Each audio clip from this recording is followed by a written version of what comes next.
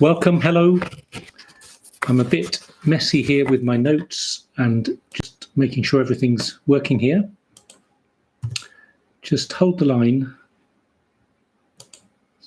so I can check all the sound is coming. Great, we have sound, we have picture. Nice to be with you and to think about this topic that I put here in the title, when you feel less gifted than those around you. So I'm sharing this with you as part of Pause for Faith. Quite a few of my talks and reflections are based on sermons that I've done and just kind of going off on a tangent and stretching out my thoughts. So this is a reflection that's based on a sermon that I gave a few weeks ago when we were thinking in the Mass, in the homily, about the parable of the talents, that wonderful parable of the talents, and just to share with you, as I say, thinking about the gifts that we've been given, what they mean, how we use them, and that constant temptation that afflicts so many of us to feel that we haven't been given enough and that other people around us are much more gifted than we are. So what can we do, and what does this mean for our life and our faith? Look, I won't read it out for you. You can go and look it up. Here are we in Matthew's Gospel with the great parable of the talents. I'm sure you know it. But just to remind you of the heart of the parable, one servant is given 5 talents by his master, and he makes 5 talents more. One servant is given 2 talents by his master, and he makes 2 talents more. The last servant is given only 1 talent, but he doesn't turn that into another talent. He takes the talent that he's been given, he hides it in the ground out of fear, and he makes nothing at all, and returns to his master at the end of the parable with just this single talent that he was given in the first place. Now let's just get a little bit of context for this. A talent in the parable, it doesn't mean a skill or a gift in the modern sense. If I say to you, oh, you're very talented, aren't you? A talent is a weight. It's a measure of weight, very large weight, but then it's applied to the measure of weight of some money, of some silver or gold. So a single talent is a huge amount of money. It would be about £500,000 today. So this isn't me giving you a £10 note and saying, go and do something useful with it. The man with 5 talents is given approximately £2.5 million and is told to go and do something with it. These are not small figures. But what matters in the parable, and for us, for you and me, when we're thinking about the gifts that we have been given, what matters is not the absolute amounts traded, but the relative proportions of what each person makes in profit. Now, here are we in the middle of the COVID pandemic, still the 3rd wave. So I'm sorry to take an example from COVID, but it is relevant. We're so used to talking about the R rate in the pandemic, aren't we? The R rate, the reproduction number.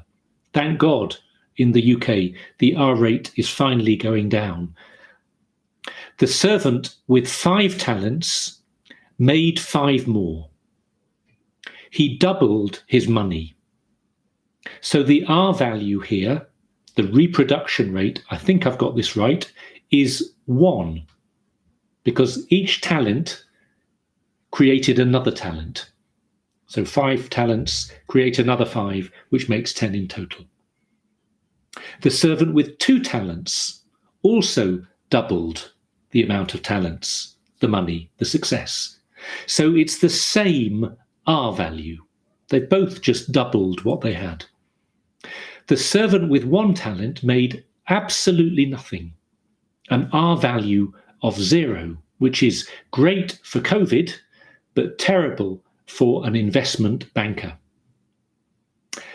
I'm not being clever here. I'm just making a simple, serious biblical point. that Jesus is teaching through this parable that what matters in the Christian life is not how much we have been given, but what we do with the things that we have been given. At last, we're at one of the key points. I'll say that again. Jesus is teaching that what matters in the Christian life is not how much we are given, but what we do with the things that we have been given. And if we use our gifts well, whatever they are, however big or small, then we have lived the Christian life to the full. And at the end of the day, when the reckoning comes, all of us who have used our gifts well, however big or small, will be given exactly the same reward, which is to hear our master say, quoting from the parable now, "Well done, good and trustworthy servant. You have been trustworthy in a few things. I will put you in charge of many things. Enter into the joy of your master."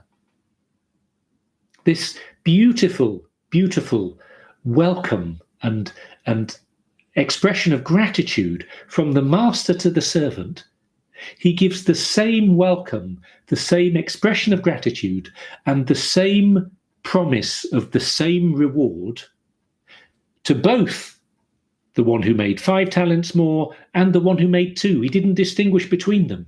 He just said, you've done what you could. You've both done well. You've both multiplied. You've both used your gifts. It doesn't matter whether you have 5 or 2. Do you see how important this is? We often use the language of gift. We say that someone is very gifted, and this can act as a compliment. It's a kind of boost to your self-esteem, isn't it? It's something to be grateful for. The word gift is also the same as the word, almost the same as the word blessed when a Christian uses it. Oh, they're very gifted. They've been very blessed by God. But the flip side of the word gift is that it simply means something you have been given. In other words, something that you personally have not chosen. If you choose something yourself, then it's a purchase, it's a commodity.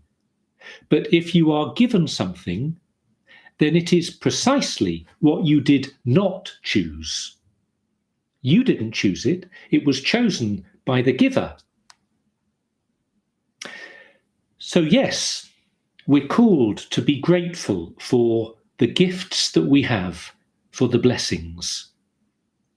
But it's also, if we want to be grateful, if we want to really understand the meaning of gift and of this parable, it means that we're challenged to learn to accept the things that we have been given.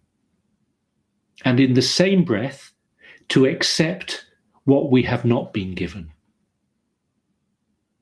This is important. If I'm going to buy into this, how wonderful that God gives us gifts, that we are all gifted in different ways. Isn't this beautiful? Isn't this a sign of blessing? Well, that's great. But I've got to recognize that built into that language and that understanding is, first of all, that I don't choose the gifts that God gives me. So I need to accept and be open to this precisely as a gift, as something that I didn't choose. And secondly, that I have to accept and appreciate and be at peace about the things that I have not been given, that the great giver has chosen not to give me.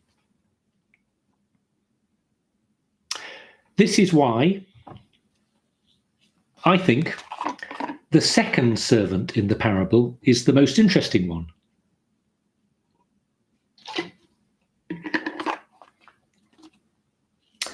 Servant number 2. He could have thought, this isn't fair. The other servant, my friend, whoever, has been given 5 talents. And then the master came to me and I was expecting 5. but he only gave me 2. The second servant is sitting there with his 2 talents. Think of what could have been going on in his mind and heart. He could have been thinking, this isn't fair. It could have led to jealousy, to suspicion, to doubt the goodness of the master, to resentment, even to shame, to internalize this, to say, well, am I not good enough? What will others think of me? Is there something wrong with me that this is why he's given me 2 instead of 5 talents? You might call this middle child syndrome. I'm not the firstborn who's the apple of my parents' eye, and I'm not the little cute one who's adored by everyone. So maybe for you to think of all the times when you have been like this, tempted to be like this, to think about the gifts that you've been given and your own responses to them. Just to stop and think, maybe in a kind of fresh, new way, hearing this talk and thinking about the parable of the talents, and especially thinking about the servant who was given 2 talents. For you to stop and think, what has God given me? What is my life, my situation, my mind, my body, my heart, my history, my family background, the opportunities I have today, the strengths and weaknesses of my character, my personality, my intellect, my emotions, the successes, the failures, the hopes, the dreams, the worries. You could go on and on. All of these things are part of me. They are part of my reality. But very often, instead of accepting this reality, this pile, this collection of gifts and things and stuff that makes me me, instead of accepting it and making the most of it, I'm tempted to compare what I have and what I am with others. And then I'm tempted to think about what I have not been given and what others have been given that I haven't been given. Isn't it funny? You have so many gifts, but so often you want other gifts instead, the ones you don't have. And you refuse to do anything sometimes with the gifts that you do have because you're paralyzed in thinking, obsessing even about the things you don't have. This is what the last servant does. He has 1 talent. He sees his colleagues, his friends, his brothers receiving 5 and then 2, and he's only given 1. And he's afraid, and he hides his talent in the ground. And I'm inferring this, but it speaks about fear, the parable. He's afraid of his master. He's afraid perhaps that he might not do well enough. He's afraid he hasn't been given enough. He's afraid of what others will think of him, the master will think of him. He's afraid of what he thinks about himself. He keeps this gift in darkness. It's very symbolic. He hides, buries the talent. So it's absolutely pointless. The hiding is pointless. The gift itself is pointless because he's not doing anything with it. So often in our lives, there is so much wasted life and wasted faith because we've not been grateful for the little things we have received, and we've not been willing to make the most of what we've been given. Now, you don't need to be a Christian to appreciate this. Obviously, we'll come on to the Christian spin in a minute, but you don't need to be a Christian to agree with some of what I've said, at least. There are so many lovely secular phrases to unpack this. The phrase, bloom where you are planted. bloom where you are planted. You might not like where you're planted, but if you cut off the flower, the plant, the tree, cut it off above the surface, put it somewhere else, it won't grow. It will just die. Another lovely phrase, play the hand you are dealt. Play the hand that you are dealt. Remember that when you play poker, it's not the person with the lucky hand who wins consistently.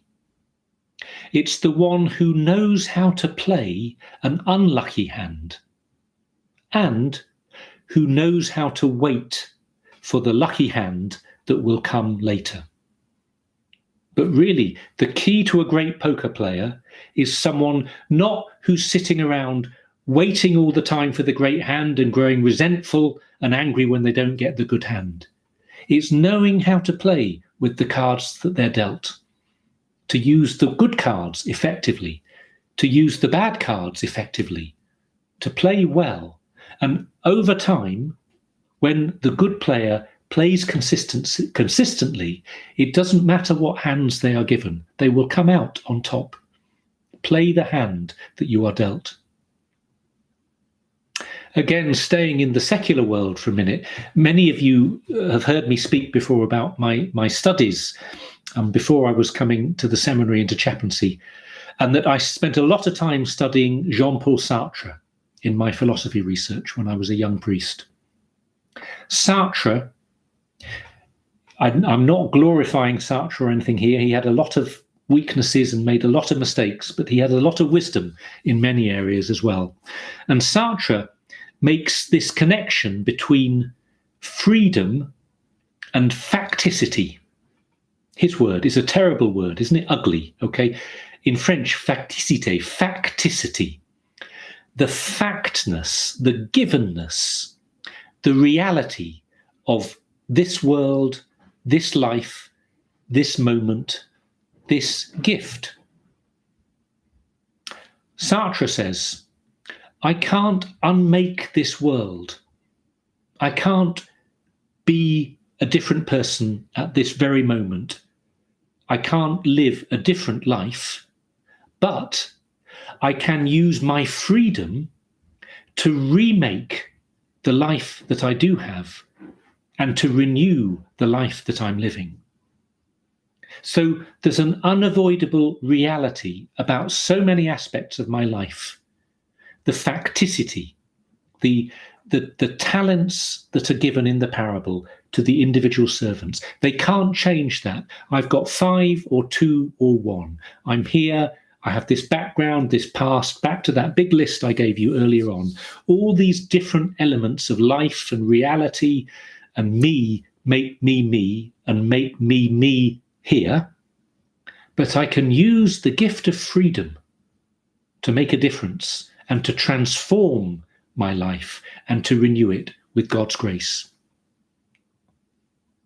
It's the difference between, on TV, 2 TV programs.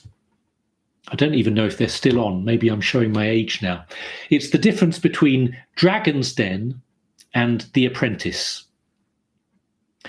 In Dragon's Den, you create a business idea, an innovation, anything you like. You think up this idea, and then you present your idea, your business plan, to the dragons, the wealthy investors, to see if they like your idea. But you choose where you start. You have a blank sheet, and you come and present it to the investors, to the dragons. Dragon's Den is fascinating, but it's not the parable of the talents. In The Apprentice, however, it's the reverse situation. In The Apprentice, you are given a task. It is set for you. You are given a certain set of tools for this task. Maybe you're given a car, a shop, a telephone, a list of contacts. You don't choose your starting point. You can't complain about what you're given. You are just given it, and you are told to get on with it. And the whole point is to make the best out of what you can. There is no point in The Apprentice of saying, I want to be on last week's episode or next week's episode, or I've got a better idea. The challenge is to make the most from what you're given. The parable of the talents is the parable of the apprentice, not the parable of Dragon's Den. I gave a talk a few weeks ago speaking about the saints. And I used this phrase, I said, the saints don't choose the circumstances they live in, but they're called to be saints in these circumstances. So I can say the same about this parable and just put those two phrases together. The saints do not choose the gifts that they are given, and this is what makes them saints.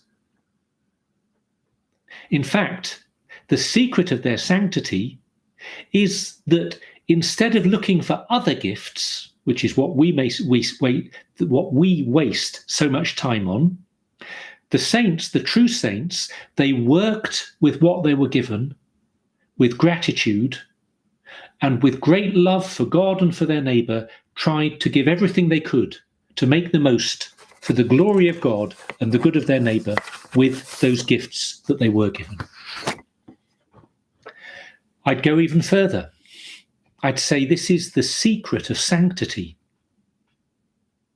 To love God and to love your neighbour in the present moment, in this reality that you haven't chosen, not hiding away or not complaining that we want another reality, not pretending, oh, I could be a great saint if I were in a different circumstance.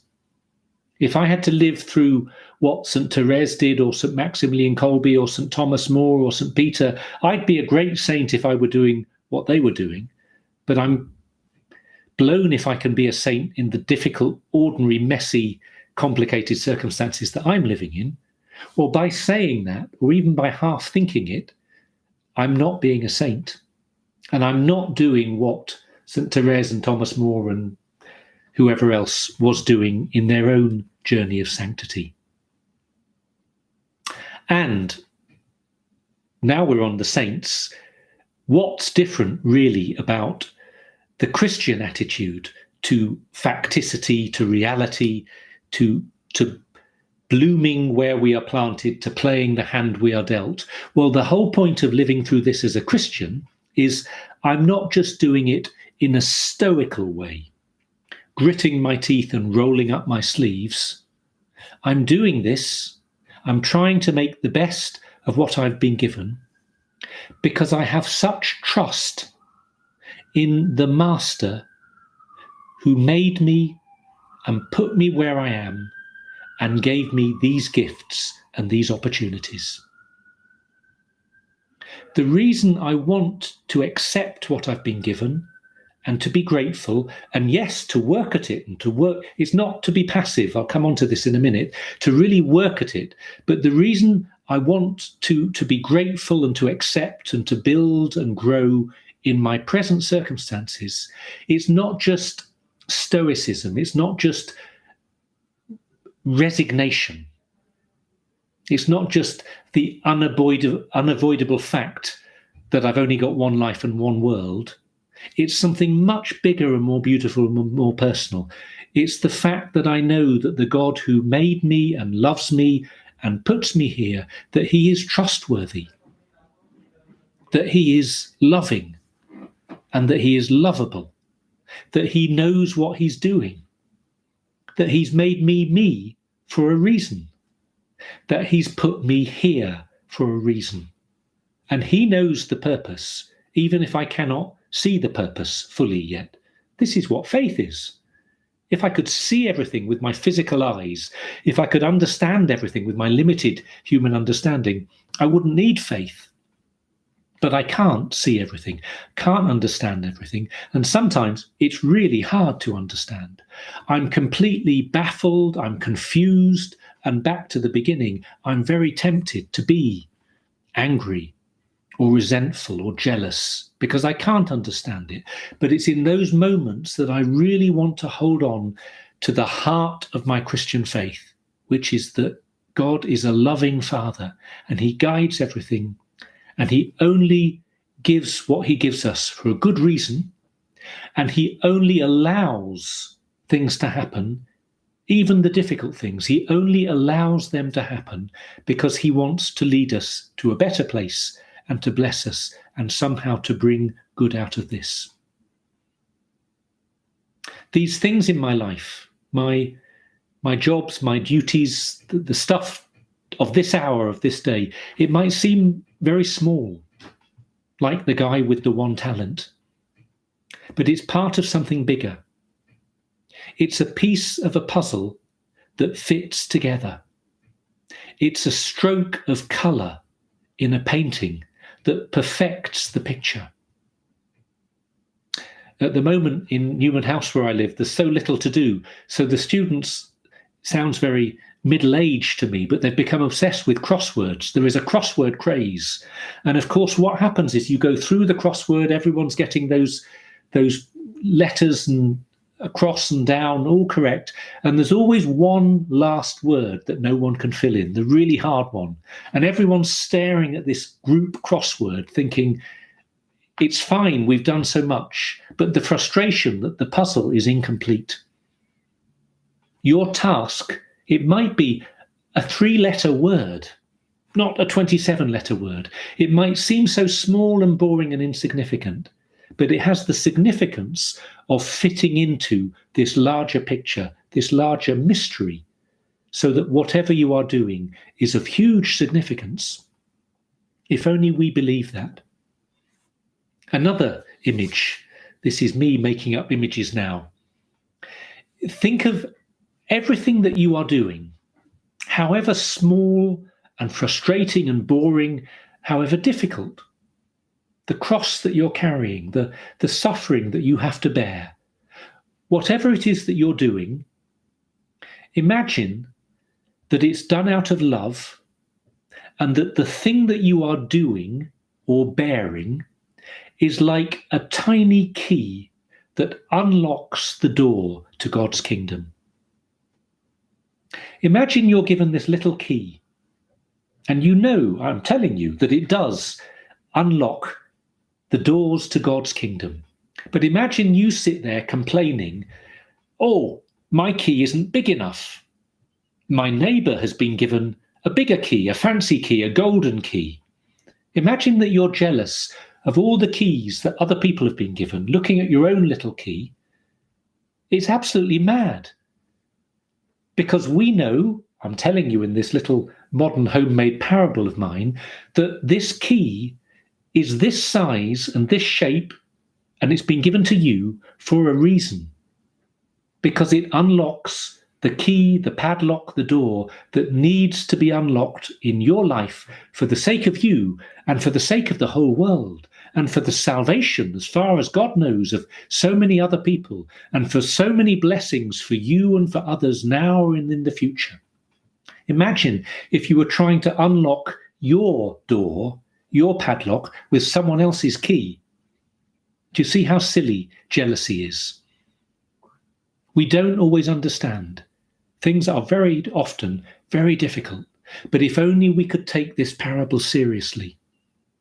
If only we could be like the last servant with the 1 talent, which seems so small and so wrong and so much less than those around him. But if only we could go back to the beginning of the parable and we could be with him and we could appreciate this. And instead of focusing on the other people and the other servants, just do what we could with what we were given.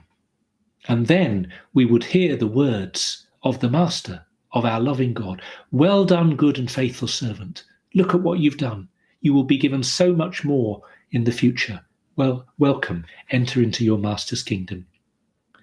To have an attitude of gratitude for what we've been given, of humble acceptance, to offer up our confusion and our sufferings when really it is tough and we don't understand, to be careful to guard against jealousy and to do everything we can for the love of God and our neighbour. Let me finish with a quote from Walter Cizek, a Polish-American Jesuit priest who was held by the Soviets in a prison in Moscow for 5 years, just during the Second World War, and then went to the gulags in Siberia for another 15 years of hard labour. He said he learnt to say, quote, "Not the will of God as we might wish it, but the will of God as God wishes it, as he has revealed it to us each day in the created situations he presents to us. His will for us today, the people, the places, the circumstances he sets before us at this time. These were the things God knew were important to us at that moment. These are the things that he wants us to act upon. We have to learn to recognize his will in the reality of the situation and act accordingly. We have to look at our daily lives, at everything that crosses our path with the eyes of God. For what other purpose have we been created if not to see his will in these situations and to strive to do always what he wants, the way he wants it, as he would have it done, for his sake, that he might have the fruit and the glory." These are such powerful words from Father Walter Cizek, even more when we realize they were spoken in the context of a prison cell when all his dreams and his dignity seems to have been shattered and stripped away. All of this to live the parable of the talents and in effect to say nothing more than what we say in the Lord's Prayer every day: "Thy kingdom come, thy will be done." Thank you for being with me. Nice to share with you. If you're watching live, we have Mass live streamed in half an hour at 5:30 UK time. And if not, look forward to sharing some time with you again soon. God bless.